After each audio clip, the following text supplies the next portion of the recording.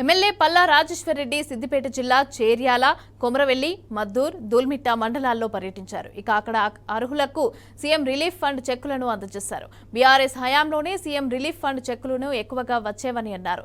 గతంలో ప్రమాద బారిన పడిన ప్రతి ఒక్కరికి కూడా సీఎం రిలీఫ్ ఫండ్ ద్వారా కేసీఆర్ మెరుగైన సేవలు అందించారని గుర్తు చేశారు. ఇక కాంగ్రెస్ ప్రభుత్వం అధికారంలోకి వచ్చిన తర్వాత సీఎం రిలీఫ్ ఫండ్ ద్వారా లబ్ధిదారులకు ఆశించిన స్థాయిలో పథకం అమలు కావటం లేదని విమర్శించారు.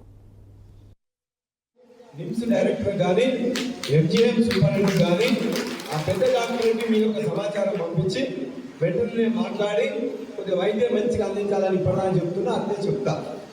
లేదు నీల్మా హాస్పిటల్ పోతే ఏదైతే వైద్య సేవలు కొనసాగుతున్నాయో ఒక పైసా ఖర్చు లేకుండా మిగతా సేవలు కూడా అన్నీ కొనసాగిస్తాం. కాబట్టి అందులో ఏం తేడా లేదు.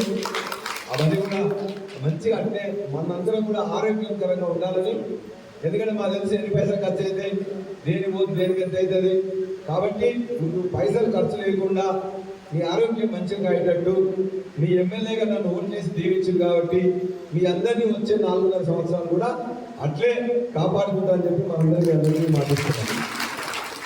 అదేవిధంగా నిన్న మొన్న అసెంబ్లీ సమావేశాలు అయిపోయినాయి, మీరు చూసారు.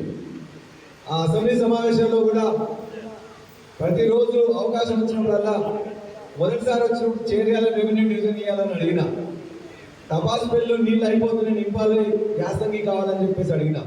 వాళ్ళకి ఇచ్చినా కూడా ఇమ్మీడియట్గా నిమ్స్ డైరెక్టర్ కానీ ఎంజీఎం సూపరింటెండెంట్ కానీ ఆ పెద్ద డాక్టర్కి మీ యొక్క సమాచారం పంపించి వెంటనే మాట్లాడి కొద్దిగా వైద్యం మంచిగా అందించాలని ఇప్పటిదాన్ని చెప్తున్నా అంతే చెప్తా.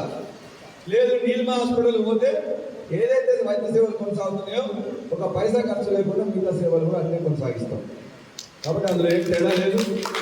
అవన్నీ కూడా మంచిగా అంటే మనందరం కూడా ఆరోగ్యకరంగా ఉండాలని.